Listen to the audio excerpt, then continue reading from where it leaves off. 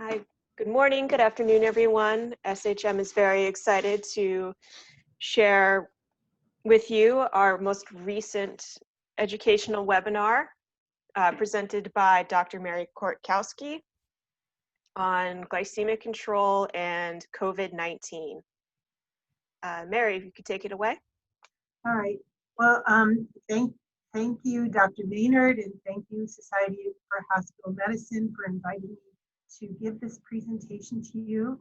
The title of today's lecture, A Pragmatic Approach to Inpatient Diabetes Management During the COVID Pandemic, comes from a manuscript that I published with several colleagues in the Journal of Clinical Endocrinology and Metabolism on this topic. So before I start, I just want you to let you know that these are my only disclosures, that I've been on the board of American Board of Internal Medicine and will not be disclosing any exam questions or answers. So March 11th, 2020 is a day we all remember. This was the day that the World Health Organization told us that COVID-19 was now a worldwide pandemic, and places around the world, including the United States, started shutting down. That doesn't mean that this was the first time that we were seeing patients with COVID-19. They were already in the hospital. I am a member of the American Diabetes Association Clinical Centers and Programs Interest Group. And on March 11th, Dr. Turchin, who's at the Brigham in Boston, actually posted this question about the fact that he was seeing patients with COVID-19 in the hospital and asking whether anyone had noticed any diabetes or endocrine issues that were particular to this patient population. He went on to say, I recognize that these are not going to be individuals' most pressing problems, but nevertheless, it would be helpful to be prepared as diabetologists and endocrinologists to be contributing to the care of these patients, as it is likely that many of us will see these patients in the coming weeks and months. I know many of you who are attending this lecture are on the front lines of this issue and now realize this was an understatement. We're seeing a lot of these patients, and glycemic management is an integral part of their management as a way of improving outcomes, which I'll show you over the course of this lecture. The initial response to COVID-19 from the world of endocrinology and diabetology came with this commentary in the Journal of Clinical Endocrinology and Metabolism by Dr. Kaiser and colleagues, and was published on March 31st.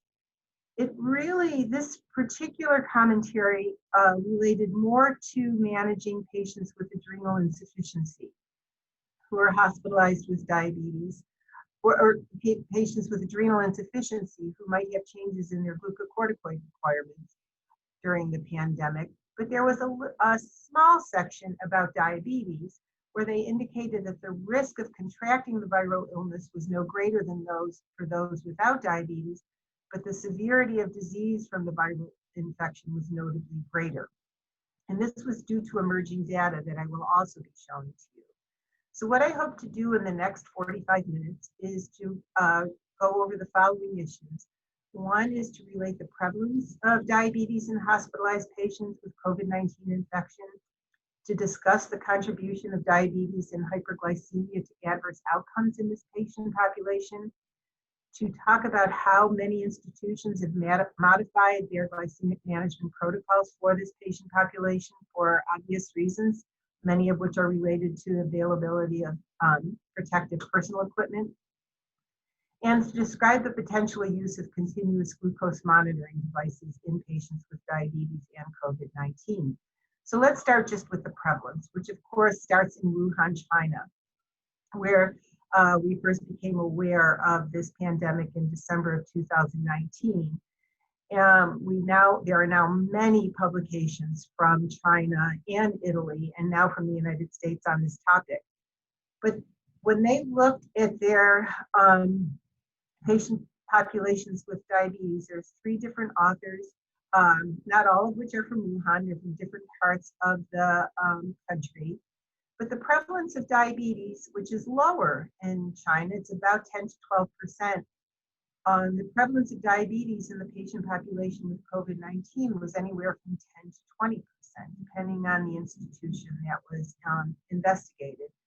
Hypertension was also found to be highly prevalent, as was cardiovascular disease. But diabetes and hypertension and cardiovascular disease were being found to be indicators of risk for patients with severe disease in the hospital, as was being male.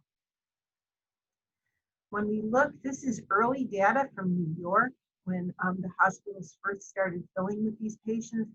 And here the prevalence was closer to, was higher than what we see in the United States population, with being anywhere from 24 to 28%. Whether they were on mechanical ventilation or no invasive mechanical ventilation, with this being an indicator of how severely ill they were. Certainly they were more highly represented in the group that was on mechanical ventilation. Hypertension was also highly prevalent in those with severe illness, or moderate to severe illness, as was obesity. Again, there were more cases with that were men than were women. So what difference does it make? Does having diabetes and or hyperglycemia contribute at all to adverse outcomes in these hospitalized patients with diabetes and COVID-19 infection? Again, we looked to China, which some of the early data that was coming out, this was a review of 73,000 cases, and they were the first to report that there was an association with glycemic control in the hospital and patient outcomes.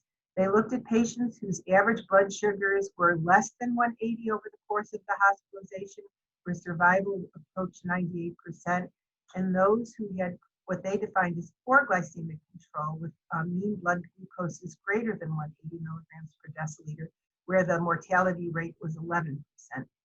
So this was the first indication that there was some connection here. This is data that comes from Albert Einstein in New York City. Again, as you all know, this was a city that was particularly hard hit early in the pandemic, so we have extrapolated a lot of the data about patient outcomes. Here, they looked at predictors of mortality in patients with diabetes. They looked at admission HbA1c, which was not associated with mortality. Insulin therapy prior to hospital admission was associated with mortality. And what was associated across all age groups was an increasing BMI. The heavier a person was, the more likely they were to have an adverse outcome. This is just a few of the graphs. They actually started from age 20 to 30, but you can see whether it was ages 50 to 59, 60 to 69, or 70 to 79. As the BMI increased from 20 all the way up to 40, mortality rates increased. And again, rates were higher for men here in blue than they were for women in red.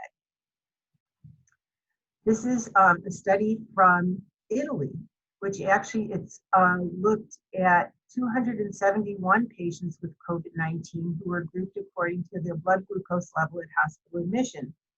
Those with blood glucose is less than 140, those with known diabetes, who had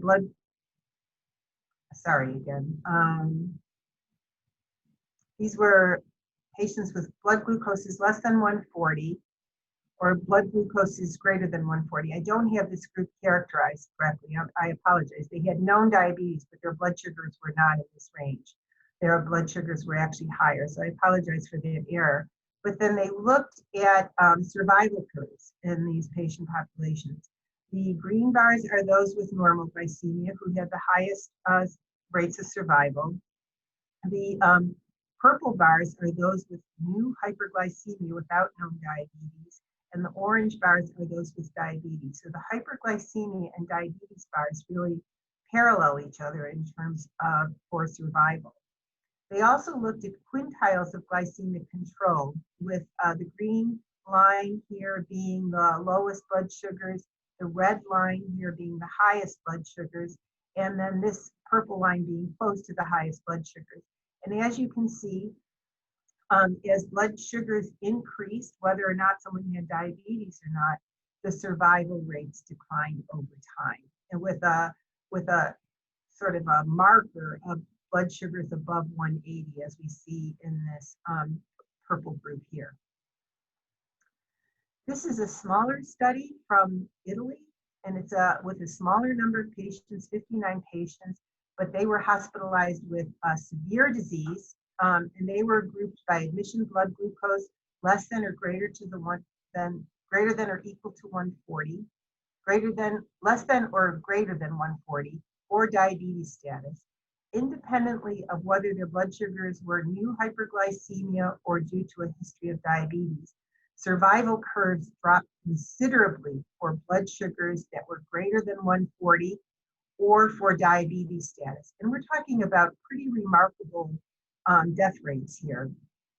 Admittedly, things have improved since the early days of this pandemic when we learned new ways of treating these patients, but early on, diabetes and hyperglycemia were both predictors of mortality, with mortality rates of 40% by hyperglycemia or by diabetes. So both were significant risk factors. This is a very large study that comes from the University of Alabama at Birmingham that looked at predictors of mortality in patients hospitalized with COVID-19. And the areas that really stood out for predicting risk were age greater than 50, age greater than 50 alone. Being greater than 70 didn't seem to increase it any further than being above age 50. And having diabetes, which increased the odds ratio to 2.4. Here it was a 4-fold increase, and here it was a 3-fold increase.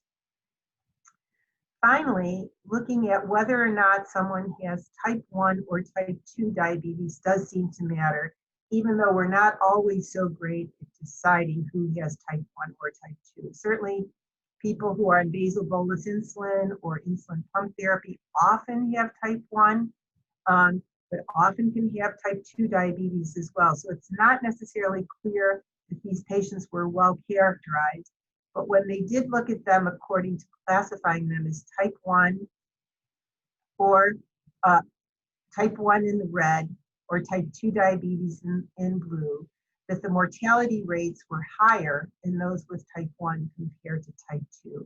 And there is emerging data from other populations that suggest that this may in fact be the case, that mortality is higher in patients with type 1, but the numbers are much smaller.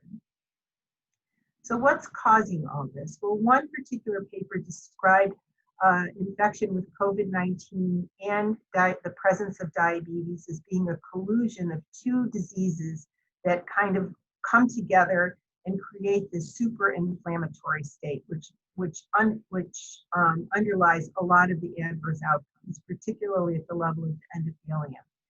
But we know that infection with the SARS-CoV-2 virus in and of itself can create beta cell damage, and actually new cases of diabetes have been associated with this infection.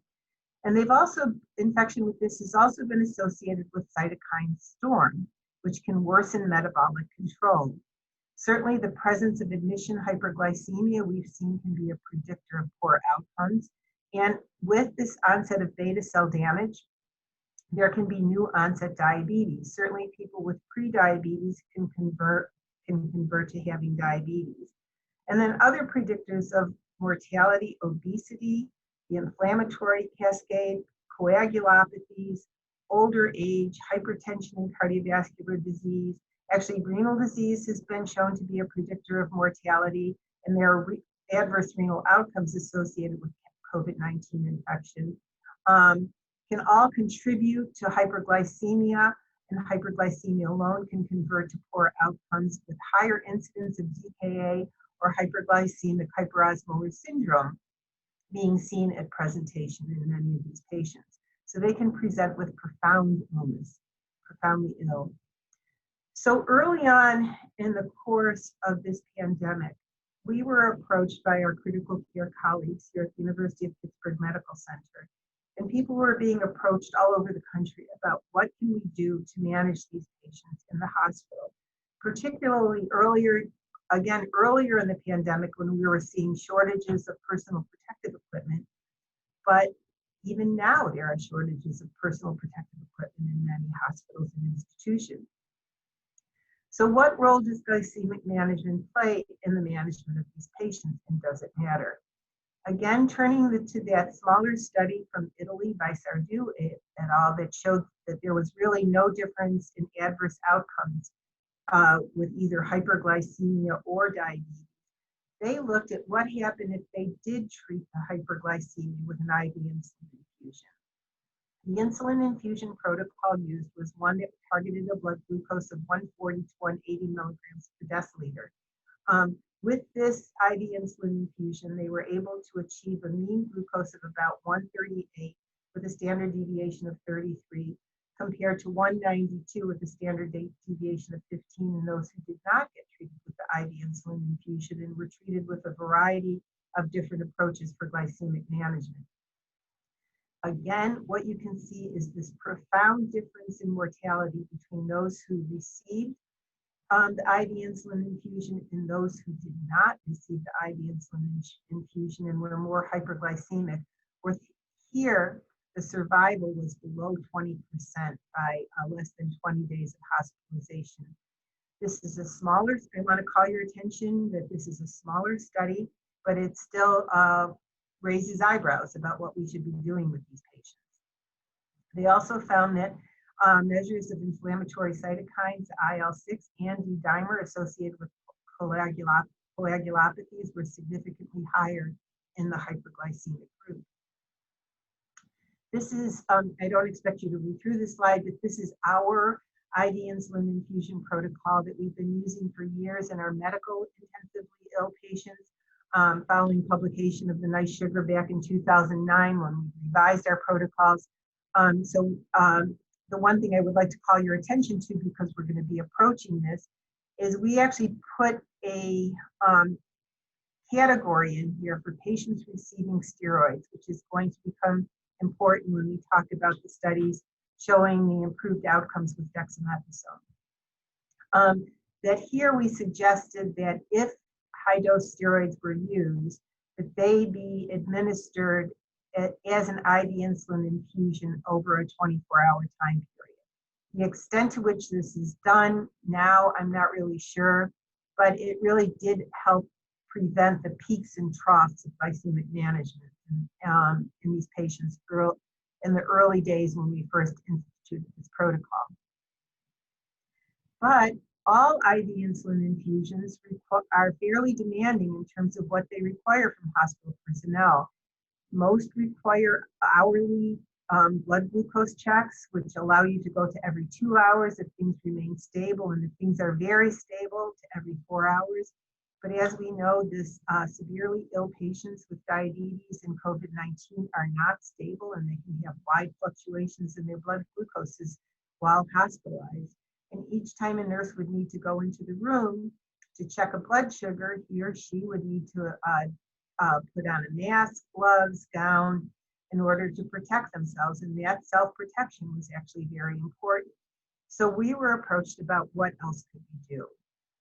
So we already talked about, so the question was, how can we achieve glycemic control while also protecting healthcare providers from excessive exposure in settings where there is limited availability of protective equipment? So this is what we suggested here, and it has been used, but to inpatients who can be controlled with sub-Q insulin regimens, to use sub-Q insulin regimens, and to reserve the IV insulin infusions for the most critically ill patients for whom glycemic control is difficult to achieve. So we recommended starting with basal bolus sub-Q insulin for any patient with a history of diabetes or persistent blood glucose is greater than 180. I would question whether we should be starting them at lower levels of 140 to avoid allowing blood sugars to go above 180, since the data from the Italian study did suggest that having blood sugars less than 140 was associated with more favorable outcomes. I'm sure you are all aware of the starting doses for insulin, but using a weight-based strategy, starting with a dose of 0.1 to 0.2 units per kilo of a long-acting insulin once daily, plus if the person is NPO, correction insulin with regular insulin, which has a longer half-life than rapid-acting insulin analogs, which may allow for the need for less frequent glucose checks, would be a place to start.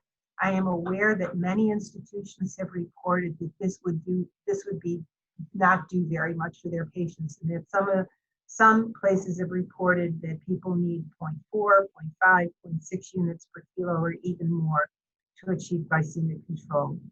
For patients on tube feedings, we usually use NPH insulin as our intermediate acting insulin administered every 12 hours, along with scheduled regular insulin every 6 hours.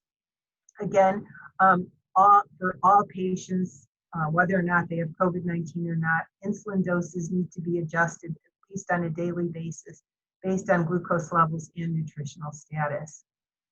For patients with non-critical illness, we actually early on set a threshold of patients who are eating who had all blood glucoses less than 200, that we could use a DPP-4, a dipeptidyl peptidase 4 inhibitor as initial therapy, with either sitagliptin dosed according to renal status or linagliptin, which does not have any specifications for renal dosing, if there were no contraindications.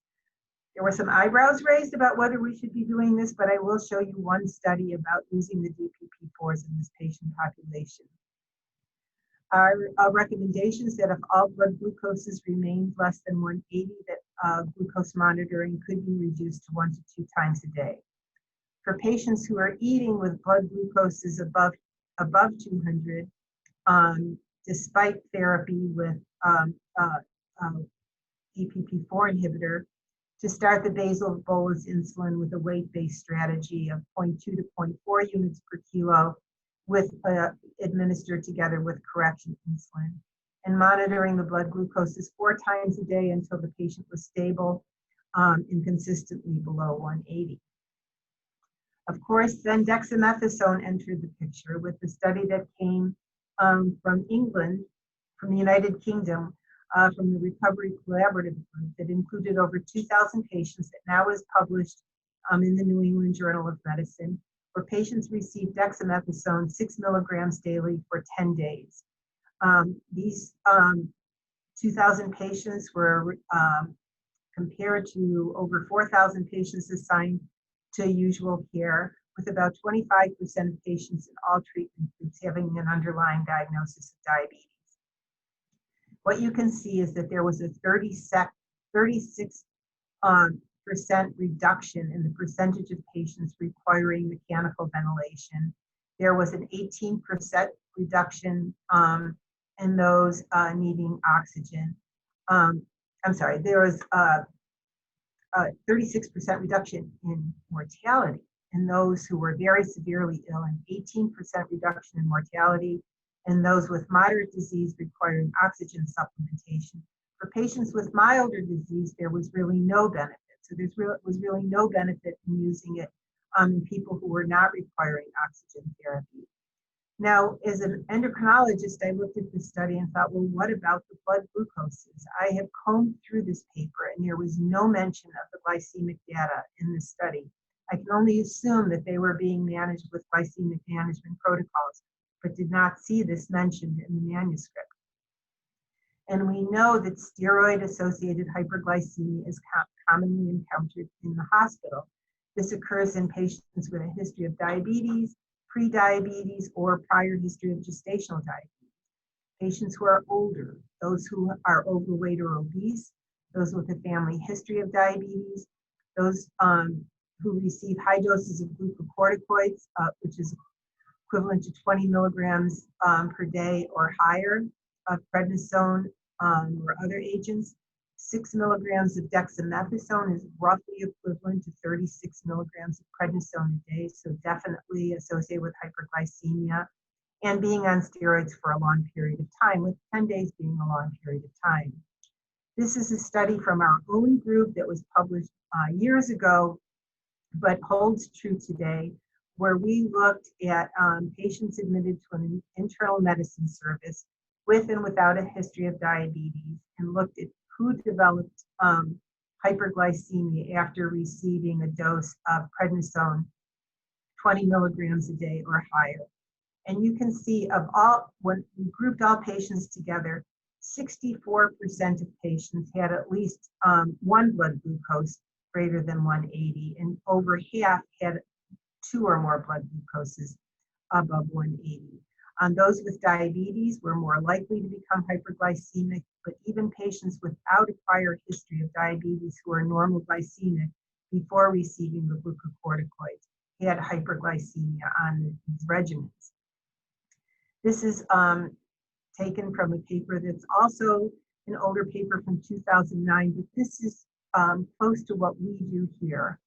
That if someone is receiving prednisone at these doses or equivalent doses, which 30 to 40 milligrams of prednisone a day would be equivalent to dexamethasone 6 milligrams, we would administer 0.3 to 0.4 units per kilogram of NPH per day if someone declares themselves that they will be developing hyperglycemia following the steroid.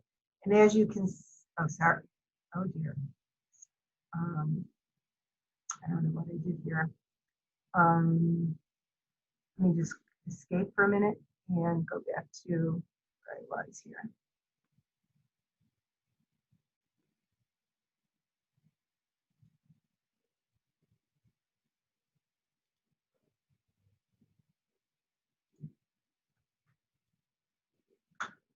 So I'm not going to back up on any slides then. But there was a small percentage of patients, even with diabetes, who did not become hyperglycemic. So monitoring very carefully if there's no known prior history of them becoming hyperglycemic with steroids is important. I dug into the literature looking for papers that might have addressed this issue of hyperglycemia related to glucocorticoid therapy in patients with COVID-19 infections, and could not really find much. This was a little bit of a confusing paper, but they actually looked at adverse outcomes based on whether or not someone had received steroids prior to admission or during hospital admission. The basic point that they were making is that it looks like not receiving steroids prior to admission had a lower mortality than those who had, but the N here was only 8 patients, so it was 16 patients with only 8 events. So it was a much smaller number. Those who received steroids in the hospital, the mortality rates were very similar, whether they did or didn't. Again, they didn't report specific glucose levels for this patient population, so I think we're still looking for data about how these patients are being managed in the hospital. Here, we are using either NPH or IV insulin infusions if these are critically ill patients who are difficult to control. What about continuous glucose monitoring? This is another question that has come up frequently for this patient population as a way of decreasing the amount of interaction that nursing and other medical personnel needs to have with the patient.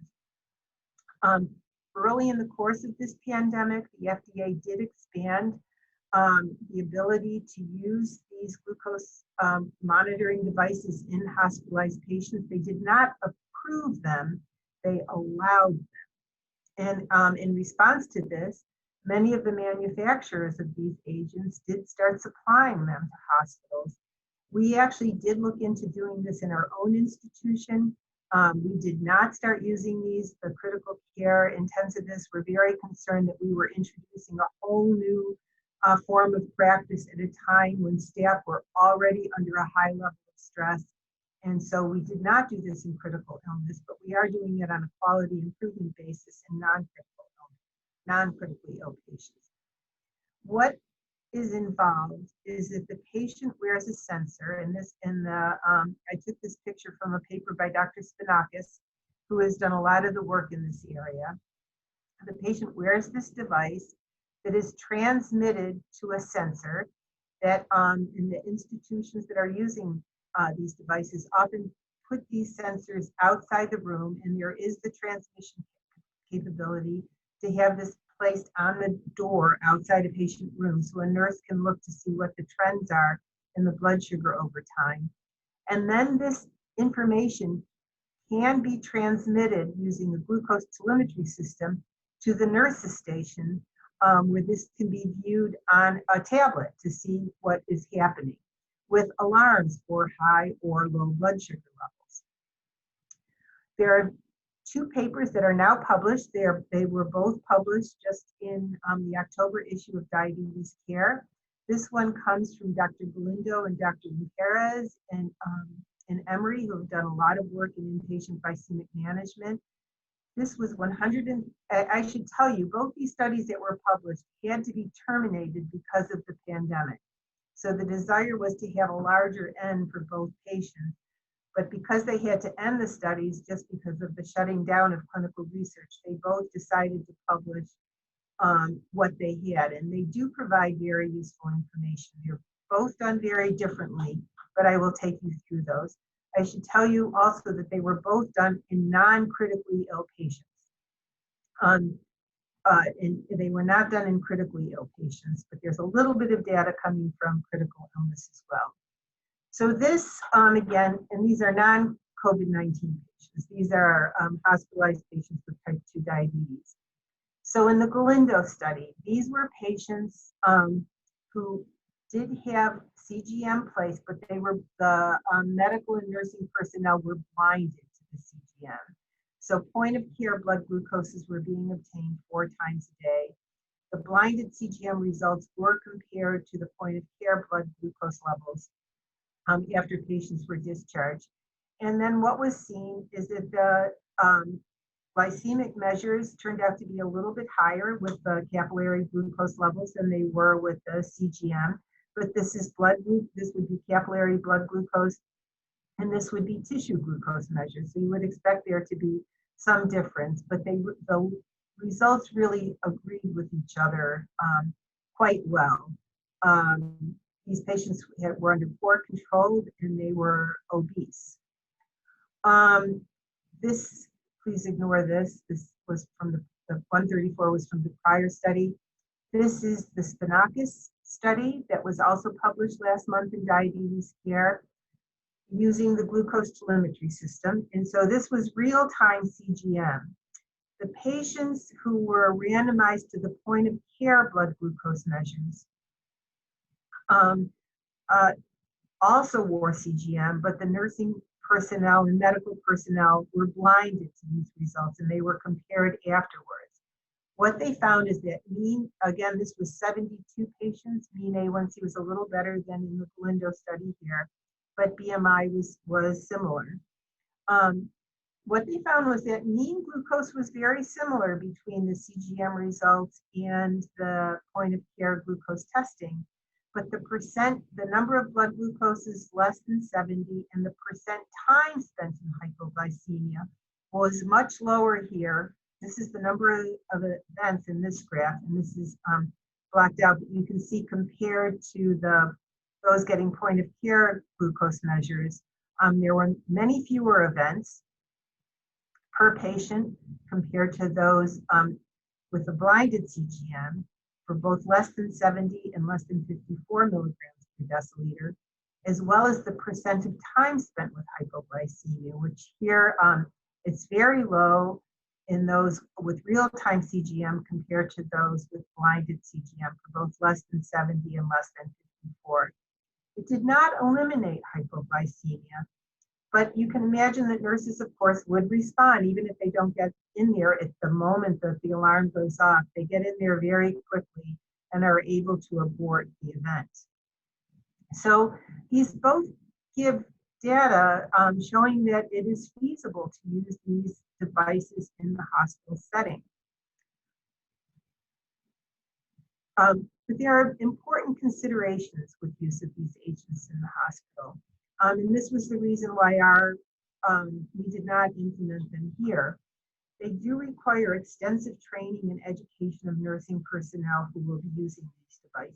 And both Dr. Galindo and Dr. Spinakis' group both emphasize this in each of their papers, that how important this is, and the training has to be repetitive. The current recommendations for using CGM still require point-of-care blood glucoses for making treatment decisions for insulin dosing. So they're a way of monitoring trends, but if used appropriately and according to the way the FDA has allowed them, it still require a point-of-care blood glucose for making changes in insulin doses. Even in the studies that have used these devices, they do not currently populate most hospital EMR systems. This can be addressed, but it's not present right now. The accuracy of these devices does get called into question with use of dopamine, heparin, high-dose vitamin C, use of hydroxyurea, or greater than 4 grams a day of acetaminophen. So that's another thing to keep in mind. Some of these have been worked through, but it's still worth keeping in mind, particularly for patients in critical care areas who are on pressors. And exposures to MRI or CT scanning can potentially damage sensor components, and meaning that the device has to be removed and replaced, which can certainly run up costs associated with these devices. Dexcom has addressed this issue with CT scanning, but it still needs to be addressed. Now let's look at non-insulin therapy. I talked to you about the fact that we were recommending use of DPP-4 inhibitors for patients who are not severely hyperglycemic with COVID-19 infection.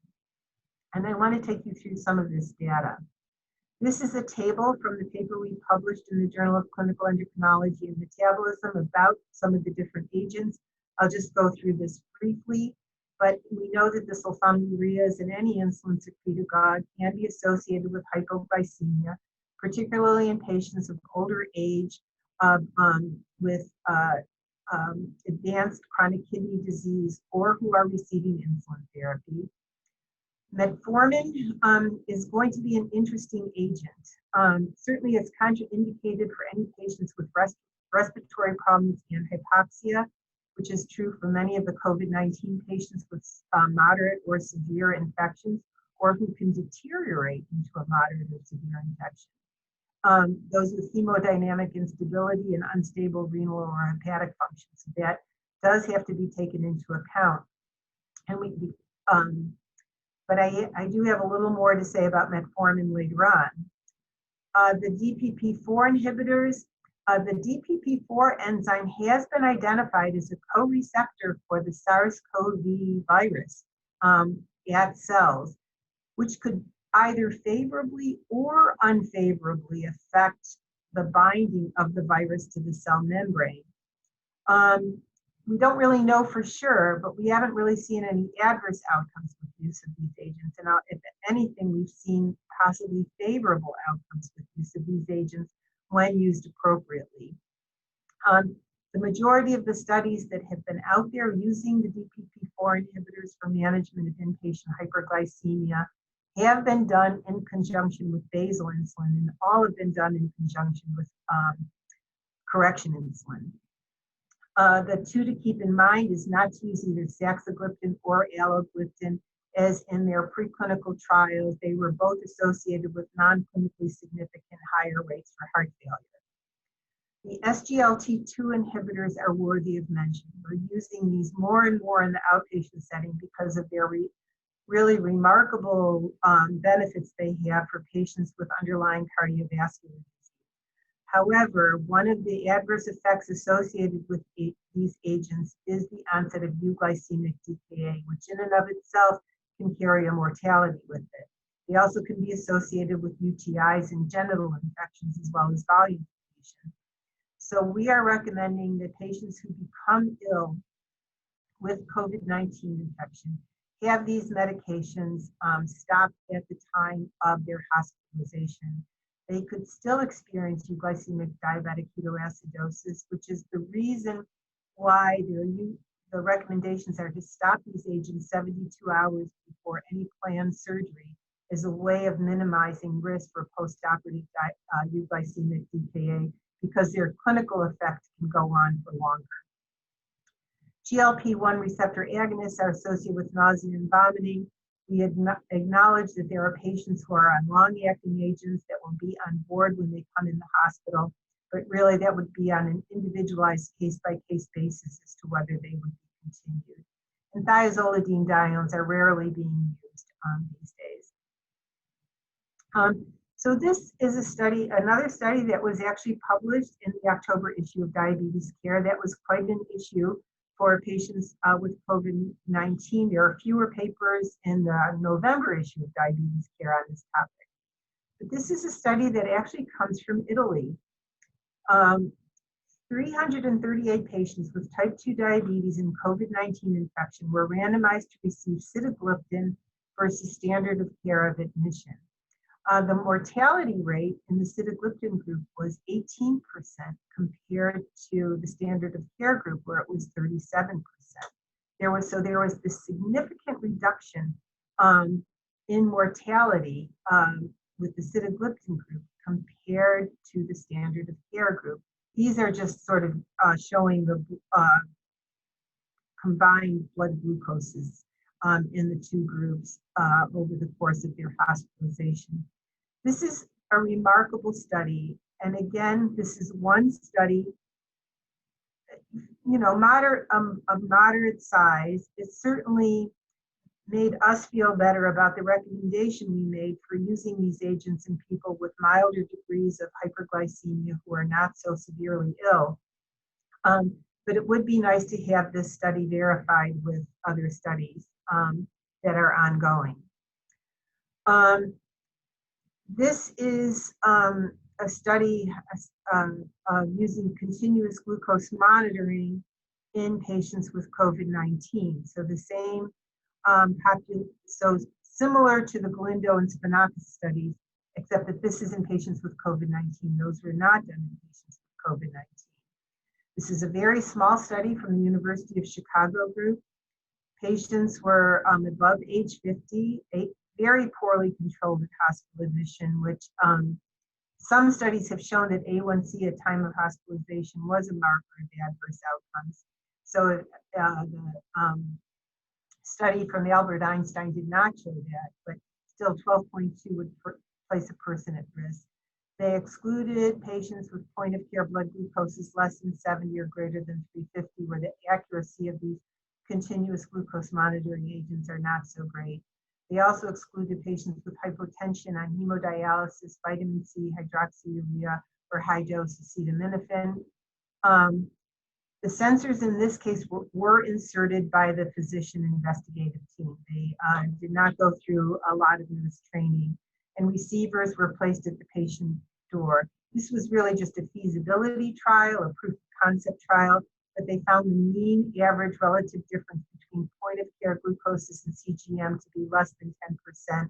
The Clark error grid is often used for deciding whether a device is accurate compared to standard of care testing, and all results really fell between the A and B range, which meant that they can be considered reliable. So these may be a nice way of treating these patients if this can be achieved in your own hospital setting. I said I would say a little bit more about metformin. So this is again from the University of Alabama at Birmingham. Where earlier in this lecture, I showed you their data showing that the presence of diabetes increased the risk for mortality 2.5-fold. Now they were looking at what other factors were associated with mortality in their diabetes population. Here, age 70 remained a risk factor. Men had a higher mortality compared to women. But use of metformin prior to hospital admission was considered protective for mortality. Again, interesting information. This there's actually a very small systematic review of using metformin in COVID-19 patients, which did not include the University of Alabama study that I just showed you. The largest of these studies, Bramante et al., was just on the line of unity for the two, but with a slight advantage of metformin over not using metformin. But at least two of the other studies fell to the left of this line for reduced mortality rates compared to non-users of mortality, with an overall reduction in mortality of 25%. A paper appearing in a separate journal said, well, just to be careful, because we don't know yet, because these patients could be at risk for lactic acidosis as well. There are ongoing studies that can be found on clinicaltrials.org where metformin is being used in critically ill patient populations. But we at least know that metformin is not adversely affecting these patients and possibly of benefit. It wasn't clear if any of these studies included metformin once patients were admitted to the hospital, but they certainly were on it prior to admission. I want to say a word about hydroxychloroquine, which has really fallen out of favor as a medication to use for our patients with COVID-19 infections because of lack of benefit. So it's not recommended as primary therapy for patients with COVID-19 infections. However, there are still areas where it's being used for patients with milder disease. There are some people who feel like maybe it helps prevent a mild illness from becoming a moderate illness. I'll leave that to the debaters. But if it is to be used, it is important to know that years ago, hydroxychloroquine was studied as an anti-diabetic agent. It actually works. The exact mechanism of action is not known, but several studies, including by colleagues of mine here at the University of Pittsburgh, have done studies about its glucose-lowering properties. It has been found to be an insulin sensitizer at skeletal muscle and at the liver and at adipose tissue, and it's also been found to improve insulin secretion at the level of beta cells. The reason why I raise this is that if this is started in a patient receiving basal bolus insulin or IV insulin therapy, just that they need to be monitored very carefully that they don't become hypoglycemic, because this could be a risk factor for hypoglycemia. So just to summarize what we have gone through in this past 45 minutes or so, is that people with diabetes who are hospitalized with COVID-19 infection have been demonstrated to be at significantly higher risk for adverse outcomes compared to the population without diabetes. Glycemic control at the time of hospital admission and during hospitalization is associated with improved outcomes, which emphasize the need for glycemic control prior to admission, as well as in the acute care setting. I have many of my patients who will call me and ask me about their risks for COVID-19 infection. I reassure them that they are not at any higher risk for getting the infection than anyone else is in the general population, but that being under good control could help them achieve a better outcome if they did contract the virus. There is promising data about the use of the DPP-4 inhibitors and metformin therapy in this patient population. But in the meantime, if they cannot be, if glycemic control cannot be achieved using basal bolus insulin therapy, or if needed, IV insulin therapy is indicated. And the continuous glucose monitoring devices are showing promise. I think they are going to be part of our future care of hospitalized patients with diabetes. They are not standard of care right now, but many institutions are using these. So I thank you for your attention.